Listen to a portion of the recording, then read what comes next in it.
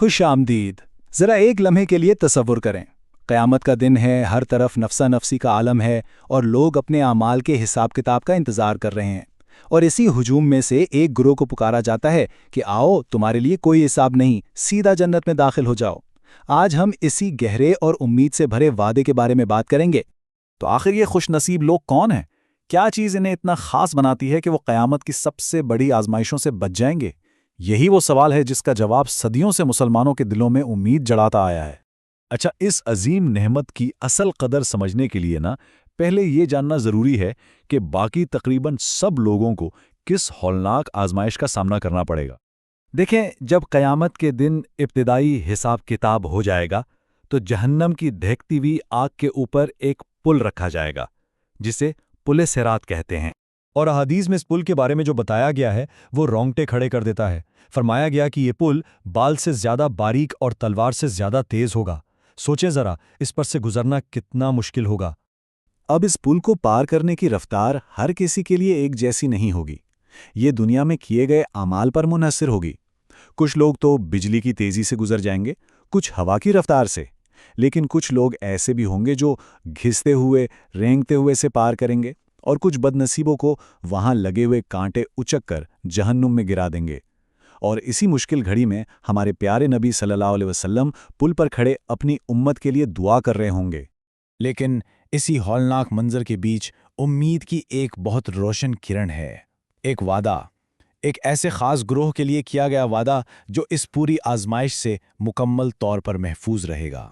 नबी अकरम सल्लल्लाहु अलैहि वसल्लम ने ये अजीम खुशखबरी सुनाई कि उनकी उम्मत में से 70,000 लोग, जी हाँ 70,000 लोग बग़ैर किसी हिसाब किताब के सीधा जन्नत में दाखिल होंगे। अच्छा, तो बग़ैर हिसाब के जन्नत में जाने का असल मतलब क्या है? इसका मतलब है कि ना उनके अमाल तौले जाएंगे, ना उनसे कोई लंबी चौड़ी पूछगछ होगी, और ना ही उन्हें पुल सिरात के दहला देने वाली आजमाइश से गुजरना पड़ेगा। ये अल्लाह की ख़ास रहमत से जन्नत का समझे कि एक डायरेक्ट पास है। चलें, अब सबसे अहम सवाल की तरफ आते हैं। आखिर इन खुशनसीब लोगों में ऐसी क्या ख़ास बातें हैं? नबी अकरम सल्लल्लाहु अलैहि वसल्लम ने इनकी 4 बड़ी निशानियां बताई हैं जो एक दूसरे से गहराई से जुड़ी हुई हैं। ये 4 बातें उनके पुख्ता ईमान की अक्कासी करती हैं। पहली बात, वो इलाज के लिए दागने का तरीका इख्तियार नहीं करते। दूसरी, वो दूसरों से जाकर दम नहीं करवाते। तीसरी, वो बदशगुनी या तोहमात जैसी चीज़ों पर बिल्कुल यकीन नहीं रखते। और चौथी और सबसे अहम, वो सिर्फ और सिर्फ अपने रब पर मुकम्मल भरोसा करते हैं, यानी तवक्कुल। यहाँ एक बात समझना बहुत ज़रूरी है। ये काम, जैसे इलाज करवाना या दम करवाना, शरीयत में हराम नहीं है, लेकिन ये लोग ईमान के एक बहुत ऊंचे दर्जे पर होते हैं। वो ये काम इसलिए छोड़ देते हैं क्योंकि उनका यकीन इतना पुख्ता होता है कि शिफा देने वाली और हिफाजत करने वाली ज़ात सिर्फ अल्लाह की है। और यही वो आखिरी सिफ्त है, तवक्कुल, जो दरअसल बाकी तीनों की बुनियाद है। तवक्कुल का मतलब है अपना हर मामला, हर फिक्र, हर परेशानी अल्लाह के सुपुर्द कर देना, और इस बात पर दिल से यकीन रखना कि जो भी करेगा वही बेहतरीन करेगा। अपने दिल को मखलूक पर इन्हिसार से पाक करके सिर्फ खालिक से जोड़ लेना ही असल तवक्कुल है। जब नबी अकरम ने इस खास ग्रोह का ऐलान किया तो सहाबा कराम के दरमियान एक बड़ा दिलचस्प और सबक आमोज वाक़या पेश आया। जैसे ही उन्होंने ये खुशखबरी सुनी, एक सहाबी हज़रत अक्काशा बिन मौसन फ़ौरन खड़े हुए और अर्ज़ किया, ए अल्लाह के रसूल, दुआ करें कि मैं भी उनमें से एक हूँ। नबी अकरम सल्लल्लाहु अलैहि वसल्लम ने फ़ौरन जवाब दिया, तुम इनमें से हो। ज़रा सोचें, हज़रत अकाशा की तलब की सच्चाई और उनके फौरी अमल ने उन्हें उसी वक्त उन 70,000 खुश नसीबों में शामिल करवा दिया। इसके फौरन बाद एक और सहाबी खड़े हुए और वही दरख्वास्त की, तो उन्हें जवाब मिला, अकाशा तुम पर सबकत ले गया। इस वाक़े में हमारे लिए कितना बड़ा सबक है कि अल्लाह की रहमत को पाने के लिए पहल करनी चाहिए, देर नहीं करनी चाहिए। लेकिन अल्लाह की रहमत की कहानी यहाँ ख़त्म नहीं होती। 70,000 एक बहुत बड़ा अदद है, लेकिन नबी अकरम सल्लल्लाहु अलैहि वसल्लम ने अपनी उम्मत के लिए अल्लाह से मज़ीद मांगा। पहला वादा था 70,000 का, एक अजीम शान वादा। लेकिन फिर नबी अकरम की दुआ की बरकत से अल्लाह ताला ने इस वादे को इतना वसी कर दिया कि हम सोच भी नहीं सकते।